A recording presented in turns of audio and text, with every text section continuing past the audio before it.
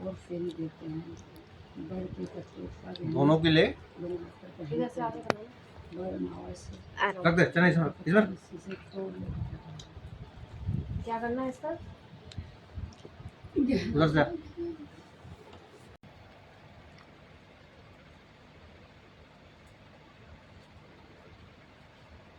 इसमें कलावा बांध दो, एक एक कानों में बांध लो इसे, एक एक इस कान में, एक इस कान में, हाथों में बांध लो। क्या करना है, ऐसे ऐसे बांध लो इसे। यही रख दो, बांध एक ही घूरा चल इसमें जाएगा। कलावा बांधूं कितना बड़ा? बांध कर लटकने वाला ताकि कानों में बंध जाए। अच्छा। मैं तो इसमें घुमा के डाल दूंगी।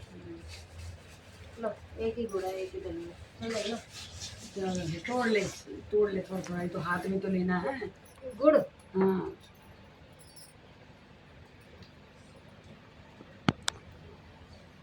पहले तो ये चढ़ेंगे पूरे, ठीक है। क्या वो? ये चढ़ा।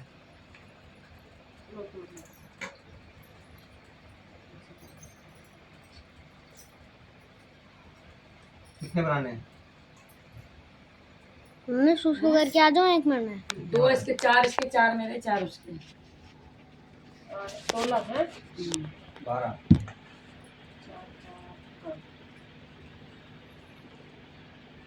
चावल भी लेना था उसे। चावल हाथ में लेंगे। यहाँ पे क्या चढ़ाया आपने अभी? गुड़ पूरे चढ़ा दिए, हाँ। और ये फूल चढ़ा दिए और गुड़ चढ़ा दिए।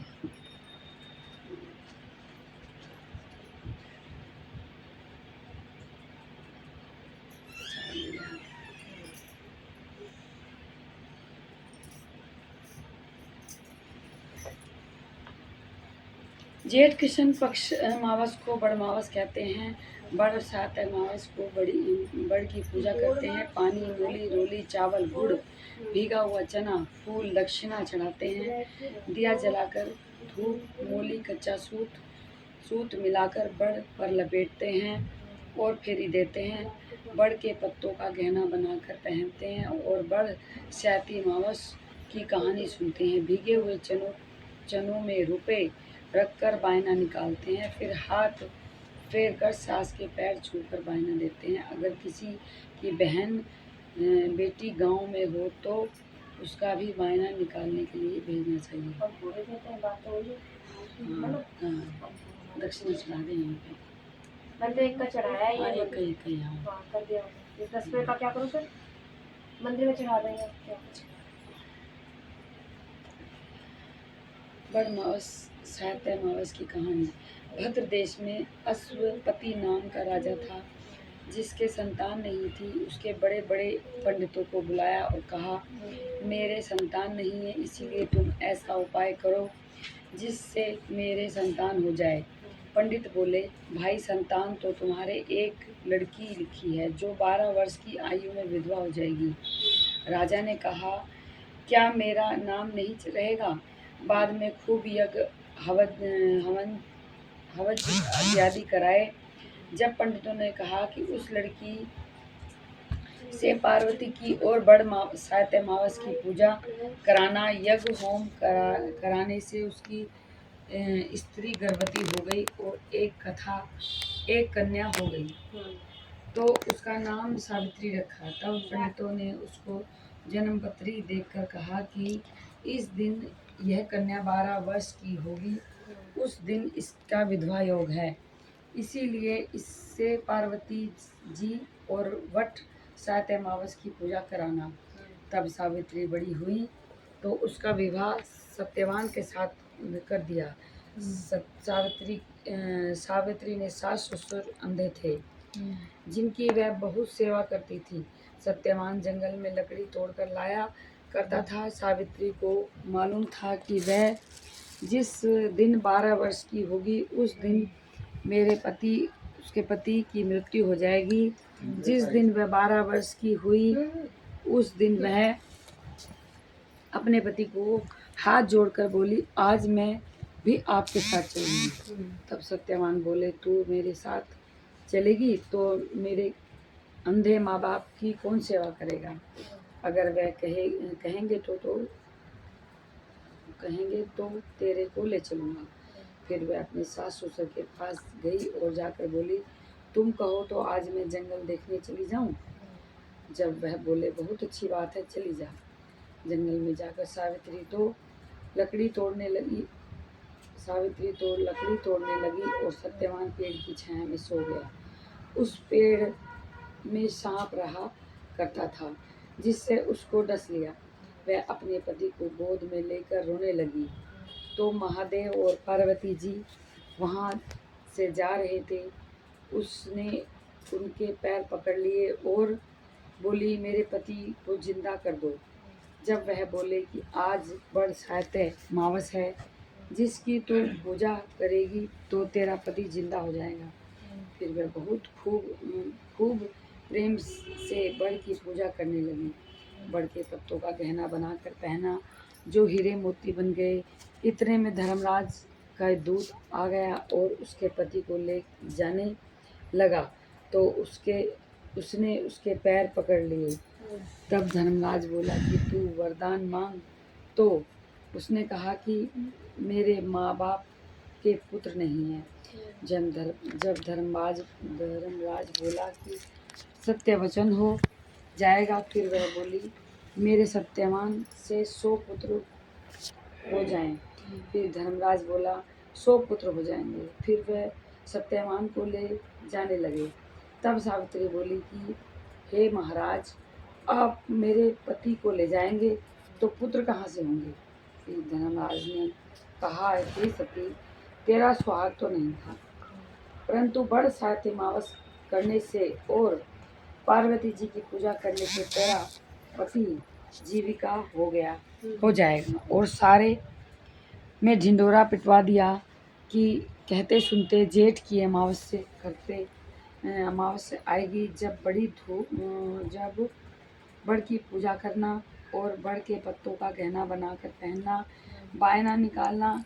हे महाराज, जैसे बड़ सायत मावस ने सावित्री को सुहाग दिया, उसी प्रकार सबको दियो। जो भी इस कहानी को कहता सुनता है, सबकी सबों मनोकामनाएं पूर्ण करिए। बोलो वट सावित्री वट माता की जय।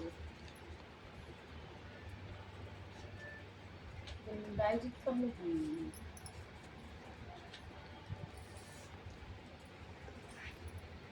जी कहानी।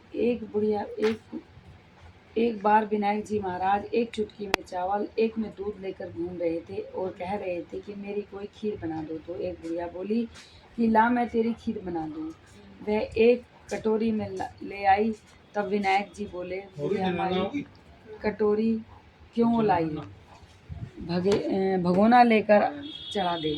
तब बढ़िया माई बोली कि इतने में अरे यार, इतने में बड़े का क्या करेगा, कटोरा ही बहुत है। तो विनायक जी ने कहा कि तू चढ़ा कर तो देख। तो बुढ़िया माई ने भगोना चढ़ा दिया और चढ़ाते ही वह दूध से भर गया। फिर विनायक जी ने कहा, मैं बाहर जाकर आता हूँ, तू खीर बना कर रखियो। खीर बनाकर तैयार हो गई, परंतु विनायक जी महाराज नहीं आए। तो बुढ़िया माई का मन ललचा गया और वह दरवाज़ा बंद करके खीर खाने लगी और बोली कि विनायक जी महाराज भोग लगा लो। खीर खाने लगी। इतने में विनायक जी आए और बोले, बुढ़िया माई खीर बना ली। तो बुढ़िया बोली, हाँ, आकर जीम लो। तो विनायक जी बोले, मैंने तो जीम लिया, जब तू जीमने लगी तभी मैंने भोग लगा लिया था। तो बुढ़िया माई बोली कि तुमने तो मेरा पर्दा हटा दिया, परंतु किसी और का पर्दा मत हटाना। तब विनायक जी महाराज ने खोए हुए सबको देना, सारे परिवार को देना। बोलो गणेश जी महाराज की जय।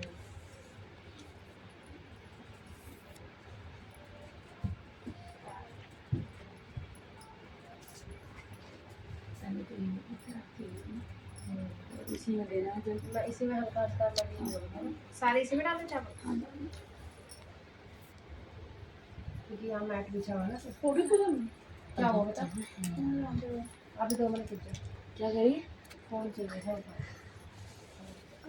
एकदम तेरे बाप को भी अकल नहीं है, बोले जा रहा। इनके पैरों में इतनी मट्टी लगी पड़ी है, किर किर किर चप्पल लेके ऊपर चले गए। पायदान पड़ा ना पोस्ट, बोले भी जा रहा है, चैन नहीं है बिल्कुल भी, देख रहा है, जवाब नहीं दे रही फिर भी।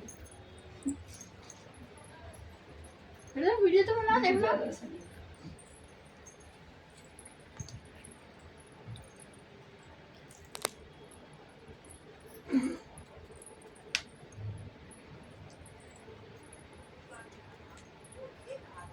गिनते रहिए। दूसरा वाला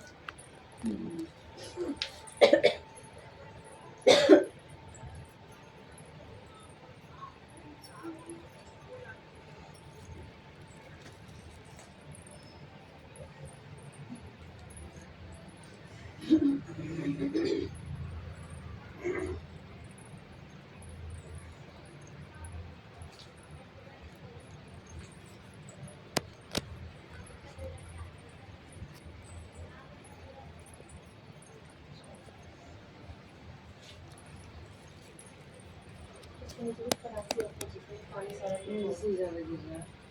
नहीं, पानी लीक होगा, परात रख देते इसके नीचे से रख देते।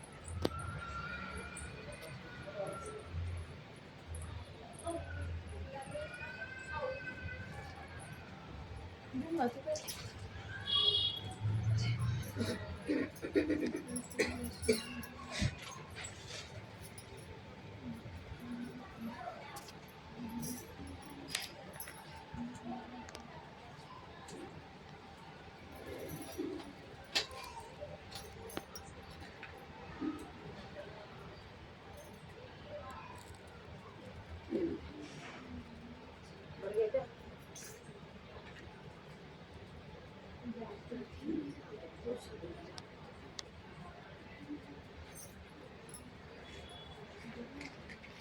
ड्राइंग में ना बोर्ड मास्क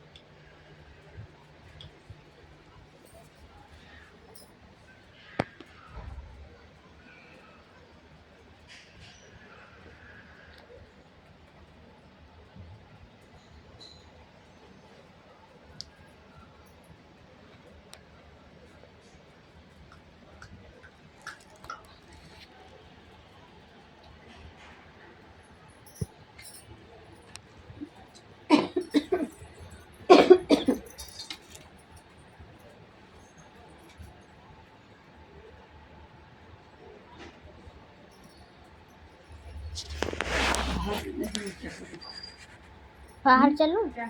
मुझे को बाहर दे दे। ये गाय, ये किसको जाएगा? अब ये वो जोली चल रही है ना। रुक जाओ।